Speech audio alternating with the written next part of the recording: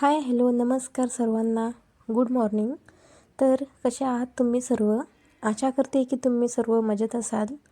तर आज आपण बनवणार आहोत गवारीच्या शेंगाची भाजी आणि त्यासोबत पोळ्या. तर इथे मी गवारीच्या शेंगा निवडून घेतलेल्या आहेत.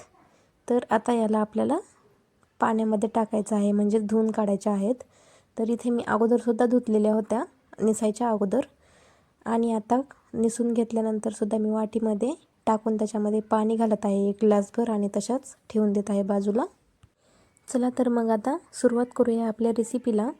तर मी इथे अगोदर गॅस सुरू केला आहे आणि त्याच्यावरती कढई ठेवलेली आहे. तर कढई आपल्याला छान अशी गरम करून घ्यायची आहे, आणि कढई गरम झाल्यानंतर त्याच्यामध्ये घालायचे आपल्याला तेल. तुम्ही तुमच्या अंदाजाप्रमाणे तुम्हाला किती घालायचे त्याप्रमाणे तुम्ही तेल घालू शकता. तर मी इथे 2 ते 3 पळ्या इथे तेल घातलेलं आहे. तर तेल घातलं की तेल छान गरम होऊ द्यायचं, आणि नंतर त्याच्यामध्ये अर्धा चमचा मी इथे मोहरी घातलेली आहे आणि अर्धा चमचा जिरे घातलेले आहेत. दोन्ही पण छान असं तडतडून घ्यायचं, आणि छान जिरे मोहरी तडतडले की त्याच्यामध्ये कढीपत्ता घालायचा. कढीपत्ता तुम्हाला आवडत असेल तर घाला, नाहीतर स्किप केला तरी पण चालतो. आणि थोडीशी हळद घालायची. हळद घातल्याने भाजीला कलरसुद्धा छान येतो आणि भाजीसुद्धा छान लागते. तर आता याच्यामध्ये आपल्याला घालायचं आहे गवारीच्या शेंगा. तर गवारीच्या शेंगा घातलेत मी इथे. त्याच्या अगोदर मला इथे लसूण आणि अद्रक खोबऱ्याची पेस्ट घालायची विसरली होती, तर मी आता घालते. एका साईडला शेंगा काढल्या बाजूला, आणि त्याच तेलामध्ये मी इथे लसूण अद्रक खोबऱ्याची पेस्ट त्याच्यामध्ये परतून घेत आहे, तुम्ही पाहू शकता. तर आता छान असं सगळं एकत्र करायचं, म्हणजेच मिक्स करायचं आहे. या स्टेजला आता गॅस आपल्याला एकदम कमी ठेवायचा आहे, जेणेकरून हे करपलं नाही पाहिजे. शेंगा नाहीत करपत, पण अद्रक लसूण पेस्ट वगैरे ते सगळं करपलं जातं, त्यामुळे एकदम कमी गॅस ठेवायचा आहे आणि छान असं मिक्स करून घ्यायचं आहे. आत्ताच मी इथे नमकसुद्धा घातलेलं आहे.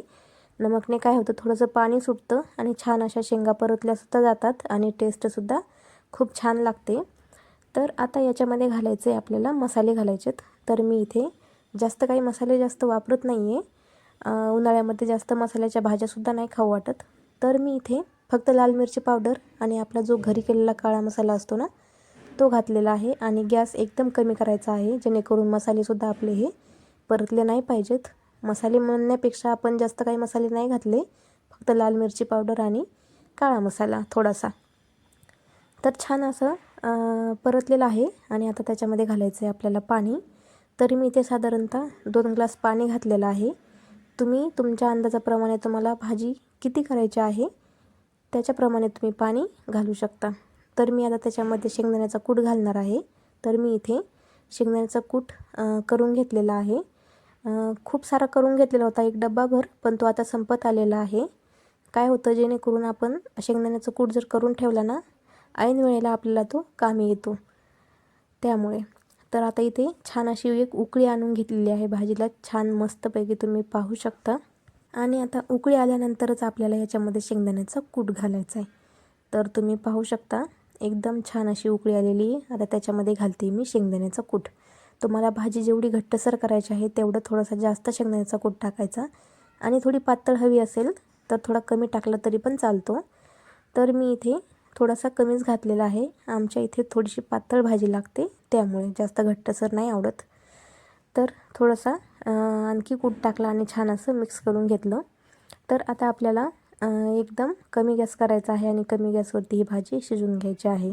तर मध्ये मध्ये तुम्ही चेक करूनसुद्धा पाहू शकता भाजी आपली कितपर्यंत शिजत आलेली आहे. तरी ते भाजी पूर्णतः नाही शिजलेली, तरी पण मी मध्ये एकदा चेक करून बघितलं आहे, छान असं मिक्स करून बघितलं, तरीसुद्धा खूप छान आलेली आहे.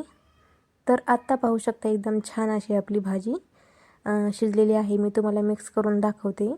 तर थोडीशी मला आणखी घट्टसर हवी आहे, म्हणून मी इथे अजून 2-3 मिनटं शिजवून घेत आहे भाजी. त्याचबरोबर आता मी इथे पोळ्यासुद्धा करून घेतलेल्या आहेत. तर पोळ्या मी करताना नाही दाखवल्या तुम्हाला. तर पोळ्या तयार झालेल्या आहेत. तर आता फायनलला तुम्ही पाहू शकता एकदम छान अशी आपली ही गवारीच्या शेंगाची भाजी तयार झालेली आहे. तरीसुद्धा एकदम छान आलेली आहे, आणि खायलासुद्धा तेवढी टेस्टी झालेली आहे ही भाजी. तर रेसिपी आवडली असेल तर नक्कीच लाईक, शेअर आणि सबस्क्राईब करा.